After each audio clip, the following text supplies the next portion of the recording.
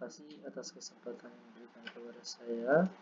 Perkenalkan, nama saya Francisco Siana Juliukulo dengan NIM AIR 123210017 dari kelas RA mata kuliah analisis struktur, di mana saat ini saya akan menjelaskan tentang analisis struktur statis tak tentu dengan metode slope deflection.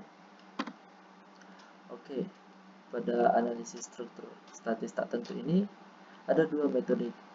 Yang pertama adalah metode gaya, yang kedua adalah metode perpindahan.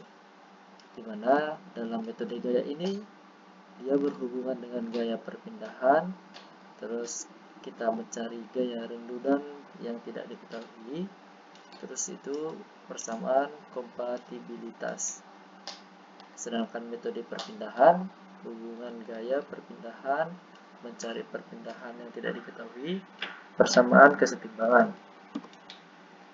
Nah, untuk derajat kebebasan atau degrees of freedom, dapat kita melihat gambar A, B, dan C, di mana pada gambar A ini yang mendapat derajat kebebasan pada rangka balok dengan jepit itu hanya di theta B, karena yang bisa mendapatkan translasi atau rotasi itu hanya di titik B. Sedangkan gambar B yang mendapatkan rotasi itu di titik B dan titik C. Dan derajat translasinya itu yang dapat dilakukan yang bisa berotasi itu theta B dan theta C.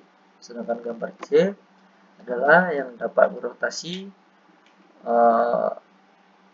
yaitu theta B dan theta C.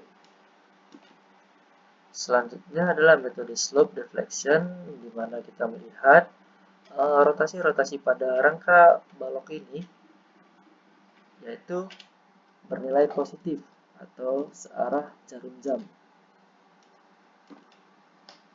Nah, di sini kita mendapatkan persamaan slope deflection dari rangka batang, di mana kita mendapatkan momen A itu yaitu MAB 4EI per L theta A. Dan juga kita mendapatkan nilai momen ini searah jarum jam, di mana searah jarum jam itu adalah bernilai positif. Analisis struktur statis tak tentu dengan metode slope deflection ini itu yang pertama sekali kita tentukan derajat kebebasan atau DOF struktur. Yang kedua, hitung fixed end moment untuk setiap batang akibat beban luar. Terus kita yang kecil menghitung rotasi akibat perpindahan join jika ada penurunan perletakan atau rangka bergoyang. Terus kita menuliskan persamaan slope deflection untuk setiap batang. Terus kita menghitung persamaan kesetimbangan di join. Lalu hitung rotasi theta dengan mensubstitusikan persamaan slope deflection ke persamaan kesetimbangan. Hitung momen ujung untuk setiap batang dengan mensubstitusikan rotasi theta ke persamaan slope deflection. Lalu itu kita menghitung gaya geser di ujung batang dengan menggambar free body diagram yang menggunakan persamaan kesetimbangan. Lalu setelah itu kita mendapatkan hasil tentuan reaksi peletakan berdasarkan kesetimbangan gaya di join.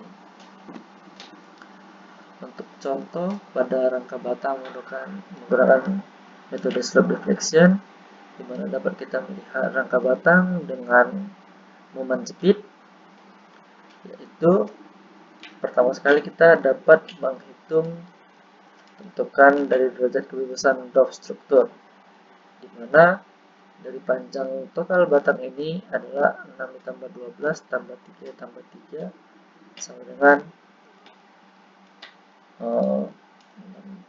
18 tambah 6 24 meter, dan ada 4 titik, yaitu titik A, titik B, titik C, dan titik D. Nah, dapat kita analisis dari setiap titik ini yang bisa berotasi yang terdapat translasi yaitu di theta B, theta C, dan theta D. theta A sama dengan 0 karena tidak bisa berotasi atau dia berada di ujung kiri momen. Lalu setelah itu kita menghitung fixed end moment untuk setiap batang akibat beban luar dengan nilai FEM AB sama dengan minus 24 kali 6 pangkat 2 per 12 sama dengan min 72 km. 24 ini adalah panjang total dan 6 ini nilai dari titik A ke titik B, lalu dibagi 12 dari panjang dari titik B ke titik C. Lalu kita menghitung FEM di titik BA, yaitu 24 dikali 6 pangkat 2 dibagi 12 sama dengan 72. Terus kita mencari fixed end moments-nya di titik BC, yaitu minus 16 dikali 12 pangkat 2 per 12, hasilnya min 192. Titik EF FEM atau fixed end moments di titik CB 16 dikali 12 pangkat 2 per 12 sama dengan 192. Terakhir kita menghitung di nilai CD min 64 kali 6 per 8 sama dengan min 48. Lalu kita mencari FEM atau fixed end momentsnya di nilai DC 64 kali 6 per 8, hasilnya 48. Selanjutnya kita mencari hitung rotasi dari akibat perpindahan join. Nah, dapat kita lihat pada titik AB sama dengan titik BC sama dengan titik CD itu 0. Bisa kita lihat pada gambar di mana pada titik B terjadi rotasi sejauh 0,005 rad, dan pada titik BC CB itu terjadi rotasi minus 0,0025 rad.